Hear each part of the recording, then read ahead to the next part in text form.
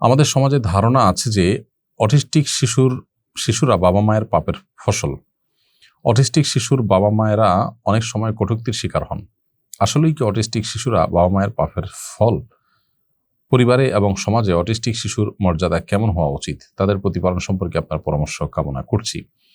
এটি সম্পূর্ণ একটি কুসংস্কার এবং ভয়াবহ অন্যায় কথা যে কোনো শিশু যদি প্রতিবন্ধী হয় তাহলে সেটা বাবা মার পাপের ফল, এরকম বলাটা অন্যায় ছাড়া আর কিছু নয়।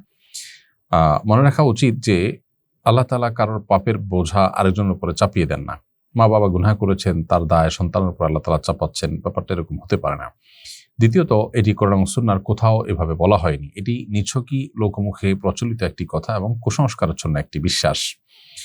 আল্লাহ রাব্বুল আলামিন যে বাচ্চাকে অটিস্টিক করেন, এটা বাবা মার জন্য যেমন পরীক্ষার বিষয়, আবার ওই বাচ্চার জন্য কোনো কোনো ক্ষেত্রে পরীক্ষার বিষয় হয় কোনো কোনো ক্ষেত্রে।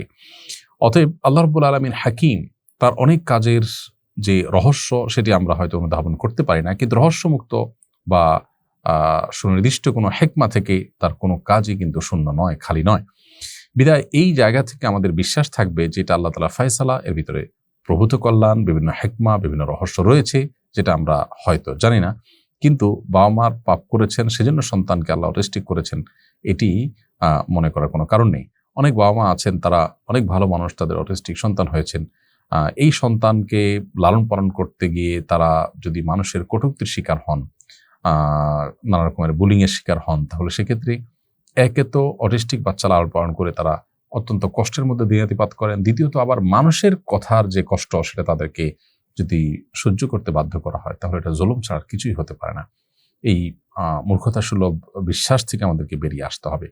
আর অটিস্টিক শিশুদের বাবা মার প্রতি আমার উদাত্ত আহ্বান থাকবে যে আল্লাহর পরীক্ষা হিসাবে এটাকে সর্বোচ্চ ধৈর্যের সাথে আপনাদের মোকাবিলা করতে হবে এবং এই সন্তানদেরকে সবচেয়ে বেশি কেয়ার করার চেষ্টা করবেন। এই জন্য বা এই জায়গা থেকে, দৃষ্টিকোণ থেকে যে এটা আল্লাহ তাআলার পক্ষ থেকে দেওয়া পরীক্ষা, যদি এর বিনিময়ে আল্লাহ আমাকে অনন্তকালে জান্নাত দিয়ে দেন তাহলে সেক্ষেত্রে এইটা আমার জন্য লাভজনকই হলো। সন্দেহাতীতভাবে বাহ্যিকভাবে এটি কষ্টের, কিন্তু সবরের বিনিময়ে আল্লাহ তাআলা কিন্তু হিসেব ছাড়া দেন। বিধায় আমাদের ধৈর্য ধারণ করতে হবে এবং আল্লাহ তাআলার ফয়সালাকে মেনে নিতে হবে। ধরুন, একজনকে আল্লাহ তাআলা সুস্থ স্বাভাবিক সন্তান দিয়েছেন, আপনার সন্তানের মতো অটিস্টিক দেননি।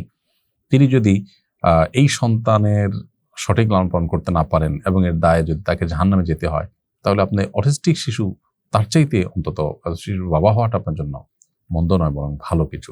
অতএব আল্লাহ তাআলা ফয়সালাকে মেনে নিতে পারা এটা কঠিন একটা কাজ, আমরা অনেকে হয়তো বুঝে উঠতে পারি না, কিন্তু আমাদের সেই চেষ্টা থাকতে হবে যেন আমরা আল্লাহ তাআলা ফয়সালাকে মেনে নিই।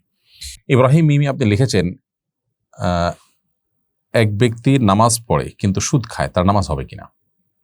দেখুন, নামাজ পড়ার পর আবার যদি কেউ সুদের কারবারের সাথে জড়িত থাকেন তাহলে তিনি অবশ্যই গুনাহে লিপ্ত এবং যেই ইবাদতের পাশাপাশি বা দোয়ার পাশাপাশি মানুষ গুনাহে লিপ্ত হয়, বিশেষ করে হারাম উপার্জনে লিপ্ত হয়, সে ইবাদত তাকে কতটা আল্লাহর কাছে প্রিয় পাত্র করবে, তার কতটা উপকারে আসবে সেটা প্রশ্ন সাপেক্ষ বিষয়।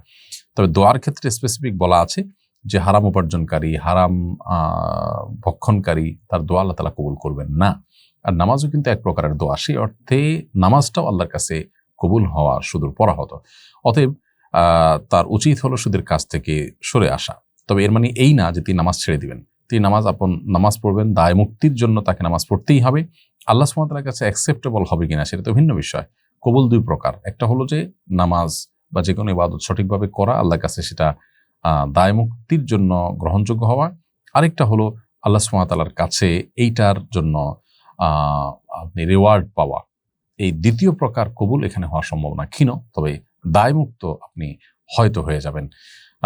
এজন্য নামাজ অব্যাহত রাখতে হবে, কিন্তু এই নামাজ তাকে আল্লাহর সন্তুষ্টি এনে দেওয়া বা নামাজের মাধ্যমে যে দোয়া করা আসলে দোয়া কবুল হওয়ার সম্ভাবনা সুদূর পরাহত।